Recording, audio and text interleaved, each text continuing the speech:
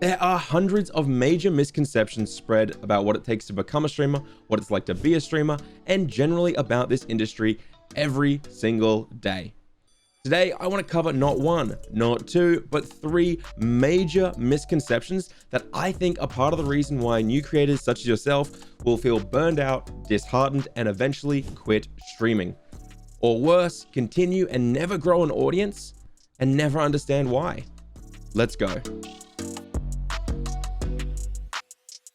I want to tell you guys the truth about streaming, but I have been terrified to make this video now for months because I've been scared of the comments and the backlash from the people who are upset to hear the truth about three things in particular.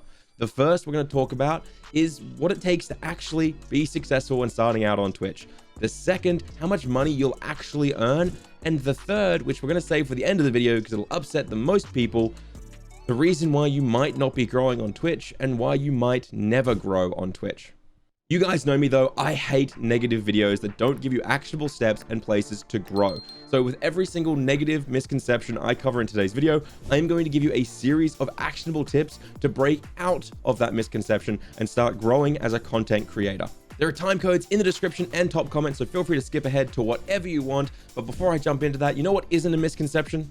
How fantastic our sponsor, Own.tv is. I want to say a serious thank you and shout out to Own.tv for sponsoring this video and all of our videos. They are a fantastic service for everything a streamer will need. As always, they have animated overlays, alerts, panels, graphics for anything you might need. They even have sound alerts and so much more on their service. They're constantly adding new packs, and every single pack is modular, meaning you can pick and choose the parts of it you want to use and mix and match and make it unique to you. Owned are a massive friend to this channel, this community, and to every single streamer. So if you want to support me, guys, go and support Owned, the link in the description. And thank you again to Owned for continually supporting this channel.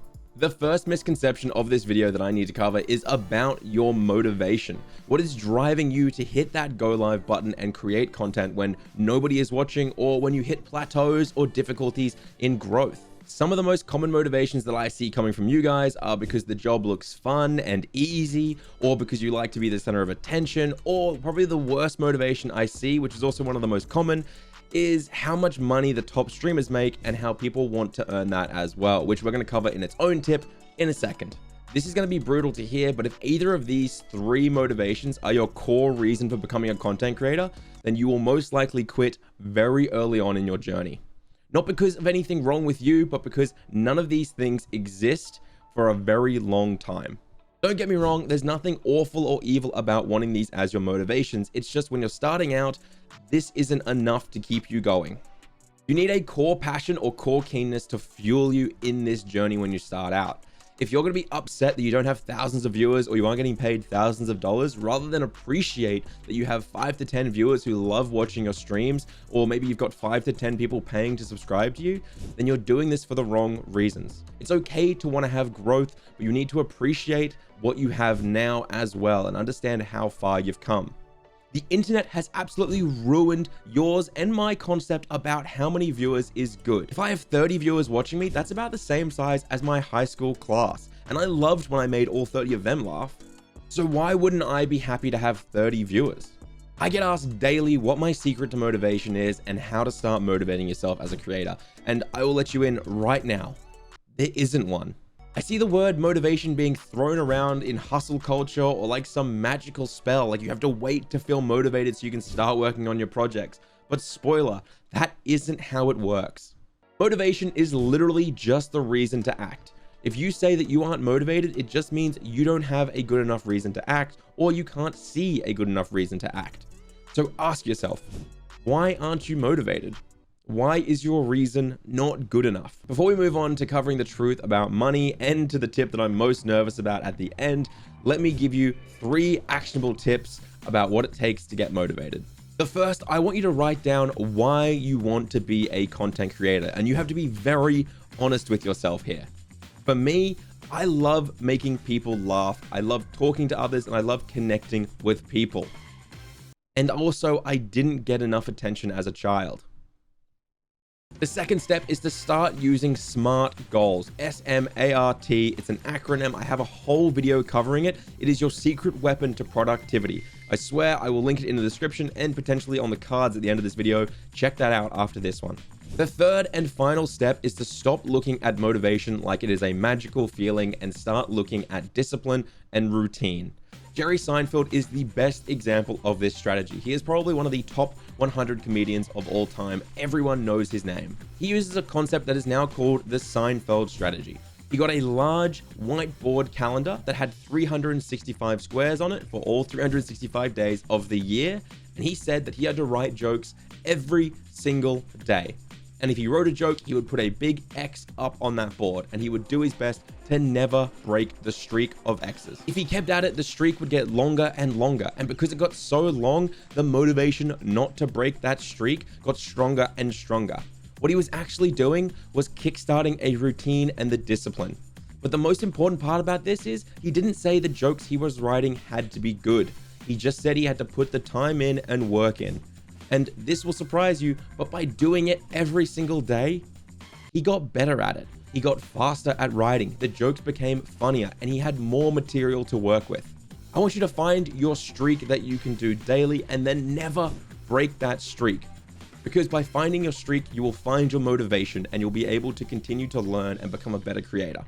If you're curious what streak I do mine with, it's actually scripting. I script every day for a minimum of 30 to 45 minutes, and it always keeps me 3 to 4 scripts ahead. The second misconception is all about money. This was recently highlighted because of the Twitch leak that leaked everybody's revenue. Specifically, people were really caught up with the top streamers. The Twitch leak got everybody talking about how the top streamers earn millions every single year. And it also sparked a huge influx of people wanting to become streamers. I got a massive amount of comments from people wanting to, as they say, get that bag, which if you're hip like me means make all that money. The reality that the Twitch leak should have highlighted though is how actually the majority of streamers earn almost nothing off the platform. Recently, myself and a few other creators were having a chat. We're all around 100 to 200 viewers, and we got into the incredibly depressing and idiotic job of looking at the hourly earnings we made on Twitch for our first year. I can't go into too many specifics about this because obviously there are contracts in place to cover our revenue, but if we're talking about hours streamed in our first year versus total revenue earned, well then it actually came out that most of us had around $1 to $4 an hour earned in our first year. Now, depending on how fast you grew in that first year, you would be higher up on that list. For example, I was around the $3 to $4 mark, whereas a lot of people were around the $1 to $2 mark. Here's the thing that makes it so much more depressing though, is that you're not just working as a streamer when you're live. No, you're also spending 2 to 4 hours every single day planning out your content, posting on socials, editing TikToks or videos, and just generally prepping to make sure your content can be as good as possible. And when you take all of those hours into account, pretty much every single one of us ended up earning around 50 cents an hour for our first year. And I'll tell you what, I streamed a lot less hours than the majority of new creators do in their first year. For the love of God, do not get me wrong. I am not complaining. This is not a woe is me moment. I don't want pity or anything like that. And you can probably tell this definitely isn't a flex.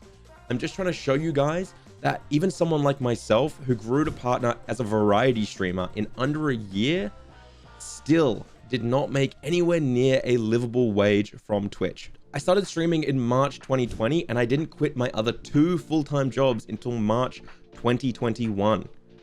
And I didn't quit because of my Twitch revenue. I quit because of my YouTube ad revenue and my YouTube sponsors. If I didn't have this channel, even now, I could not be a Twitch streamer and content creator full-time. And don't even get me started on how much the Twitch revenue fluctuates depending on the time of year, the month to month, and just generally what you're doing on stream. And also how it comes directly from your viewers' pockets in the forms of donations, subs, and bits, making it one of the least sustainable and least ethical ways to earn revenue as a content creator. I will say though, all of that is coming in next week's video, so subscribe. And now for the truly depressing part of the money misconception. I see comments every single day telling me that this is your only hope to make income. You've had an accident, you're in debt, your family needs help, and you've heard how good Twitch is for earning revenue as a creator, so you're jumping in.